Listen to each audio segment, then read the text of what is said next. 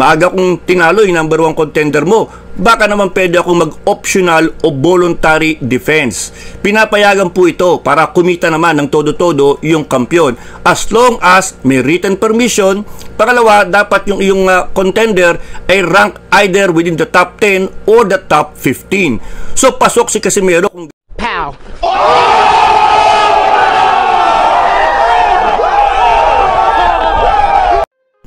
Hi guys! Kumusta pong lahat? It's me, DJL Sports TV at ito po mga idol, sa umagang ito ay magbibigay tayo ng reaction dito sa ating napakalupit na analyst na itong si Ed Tolentino, no? Attorney Ed Tolentino, na kung saan mga idol itong title niya ay pinamagatang paano maglaban si Inoue at Casimero. So usaping Casimero versus Inoue mga idol, napakainit talaga yan, na kung saan mga idol sabi nga natin sana matuloy na ito.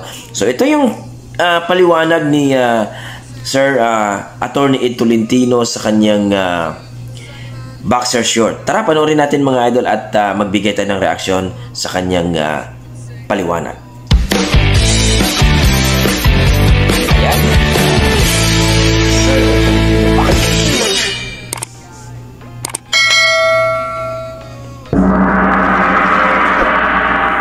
Hindi kalimutan mga idol ha, i-follow ang kanyang isang magandang araw ng bakbakan mga kaibigan. Welcome po sa Boxer Shorts. Ako si Attorney Ed Tolentino, sports writer, analyst at commentator. We do not monetize dito sa ating munting YouTube channel. Kaya dito po, straight information ang handog ko sa inyo. Walang sarswela, walang mga colorful titles na puro clickbait. Dito, honest to goodness information.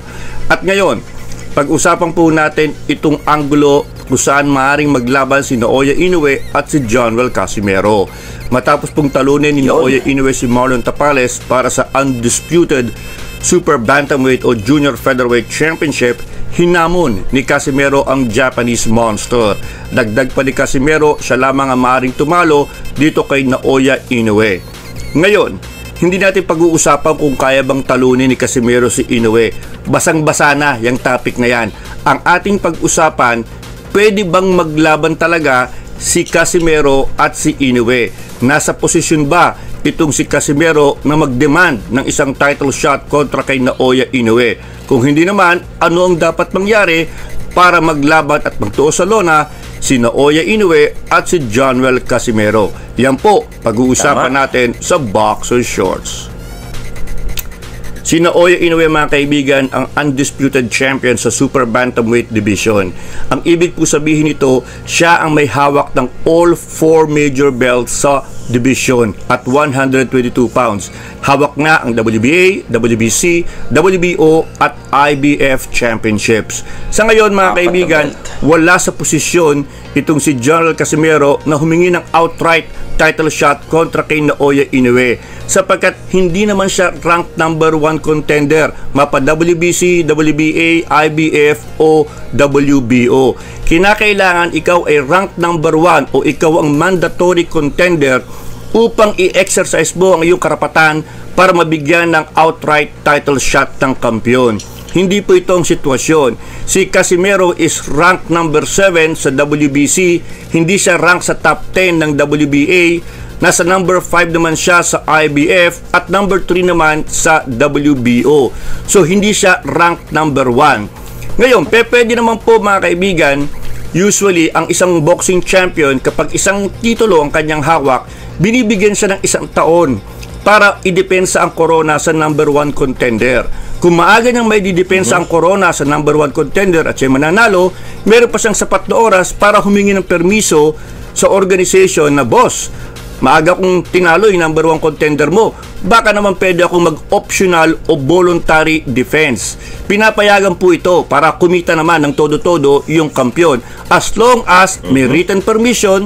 Pangalawa, dapat yung iyong contender ay rank either within the top 10 or the top 15. So pasok si Casimero kung ganyan ang sitwasyon. Okay, pwede siyang pagbigyan ni Naoya Inoue ng isang voluntary title defense. Pero ito nga po ang sitwasyon mga kaibigan.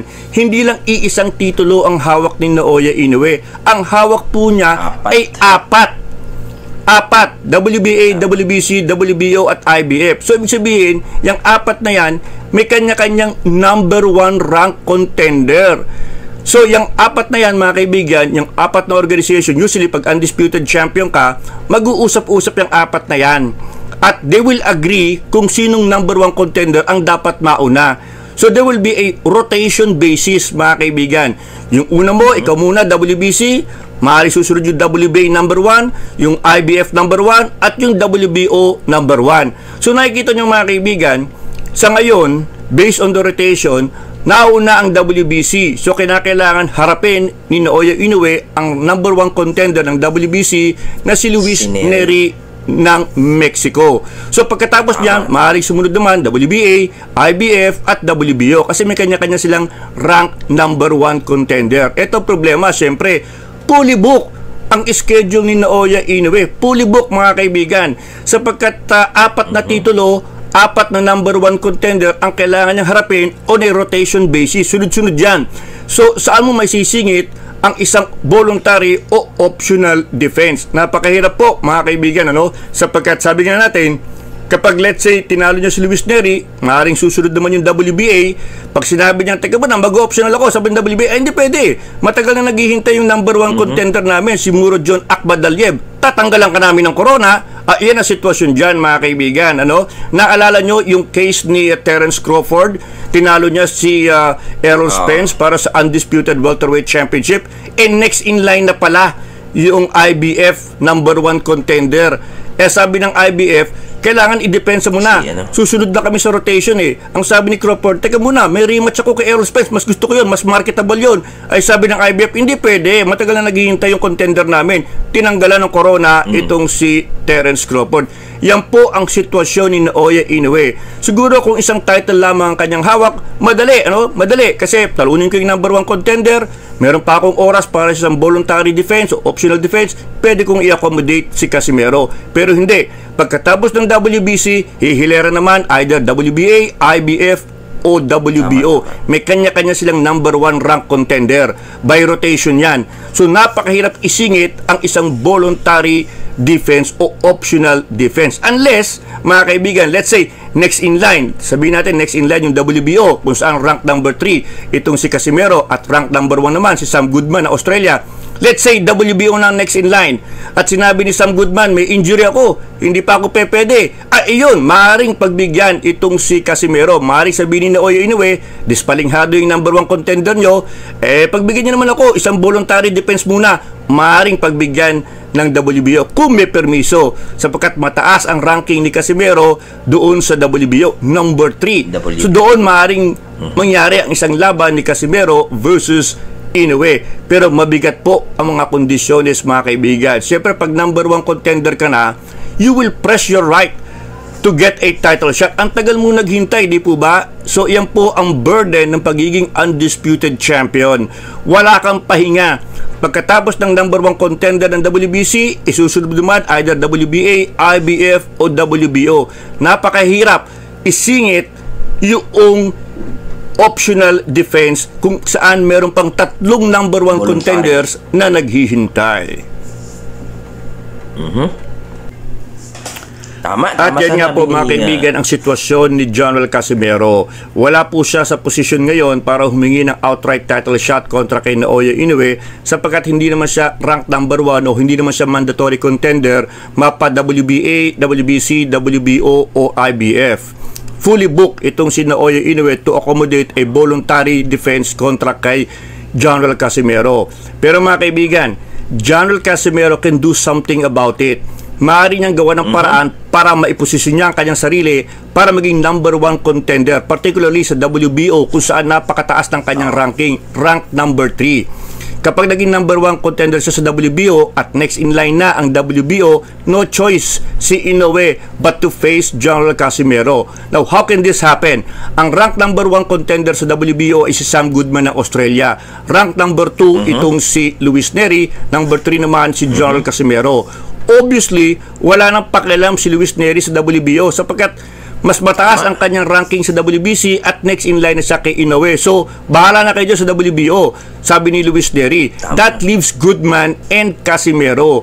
Now, Casimero can demand a title elimination match kontra kay Sam Goodman para pag nanalo siya, he will be installed as the number 1 mandatory contender ng WBO. Kapag turn na ng WBO sa rotation, no choice itong si Inoue but to face Casimero. Now, remember, Sam Goodman of Australia is also ranked number 1 ng IBF. So, there's a possibility na sabihin ni Sam Goodman, kapag napaaga sa rotation ng IBF, wala na rin akong pakialam sa number 1 na ranking ko sa WBO. Sa inyo na yan. Doon ako sa IBF kung mauna ang IBF sa rotation.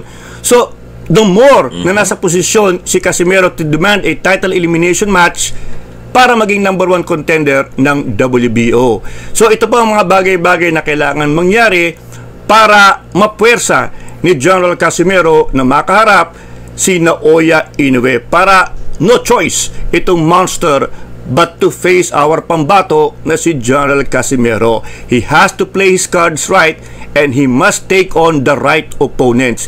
Yan ang advice natin kay General Casimero. At yan po ang buod ng ating Boxer Shorts for today. Maraming salamat po sa inyong patuloy na patnubay. Sa ating mga bagong subscribers, sabi ko nga, kahit hindi naman po obligado sapagkat hindi naman po tayo nagpapamonetize, maraming salamat po sa inyong pag-subscribe dito sa ating munting YouTube channel. Who knows? Pag nakaabot tayo ng 100,000 subscribers, siguro nakakahiya naman. Kailangan regular tayong maglabas para po sa inyo. Muli ako sa Tony Ed Tolentino, nagsasabing walang personalan, buntalan lang. So, yun po mga idol ang paliwanag sa ating napatikan at malupit na analyst, no? Ang ating attorney Ed Tolentino, na kung saan mga idol, yun yung mga posible na o dapat gawin ng kampo ni Casimero, no? Na pwesto siya sa number 1 dito sa WBO, no? At dito nga mga idol, about po doon sa medyo matagal na po na nag-aantay, isa lang po yung nag-aantay dyan mga idol na matagal, si Luis Pantera Nery. Panahon pa yan ni Fulton, kaya dapat talagang labanan ito ni Naoya Inoue, itong si Luis Pantera Nery, sapagkat matanggalan talaga siya ng belt kung hindi niya lalabanan, kasi matagal na yun Pero, yun ang problema natin dyan mga idol, kasi nga itong si Nery hindi po makapasok ng Japan kasi nga nakaban po si Nery dyan sa Japan. So, there's optional, no? Magdidemand po itong WBC na sa US na lang sila maglaban for depensahan ng corona ng WBC, no? Kaya, ang gagawin ng kampo ni Cuadras Casimero para maging number 1 siya sa WBO, kailangan silang makakuha ng eliminator bout. Yun ang tatrabahuin ng kanyang promoter sa kanyang kampo na magiging number 1 dito sa WBO. Kasi itong si Nery, WBC na yun si Goodman, IBF. At si TG Duhini ang makakalaban ni Cuadras Casimero na mag-eliminator bout sila kung sino ang magiging number 1 sa WBO.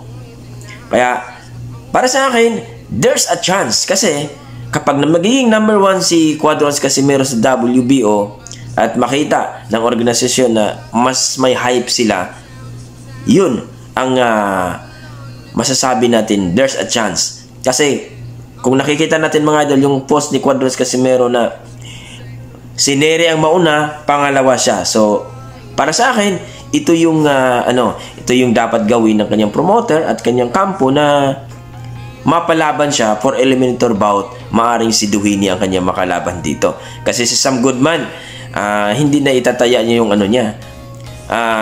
Lalaban pa siya sa eliminator bout na nandyan na siya, number 1 na sa IBF for championship na yan siya. At baka magiging mapangalawa na sa makalaban ni Naoya Inoue. So, maraming salamat mga idol. Napakaganda po ang kanyang paliwanag ni Attorney Ed Tolentino. Maraming salamat sa iyong video, sir. At sana po ay mapagbigyan niyo ko na ito po, no, na bigyan ko po ng reaction. So, sa mga solid Casimero fans natin dyan, may pag-asa po. Gaya ng sinabi ng ating batikan na analyst na si Ed Tolentino. Maraming salamat, sir. Hanggang dito na mga idol, maraming salamat. Basta suportahan natin ang ating mga boxer na Pinoy. God bless po mga idol at Happy New Year.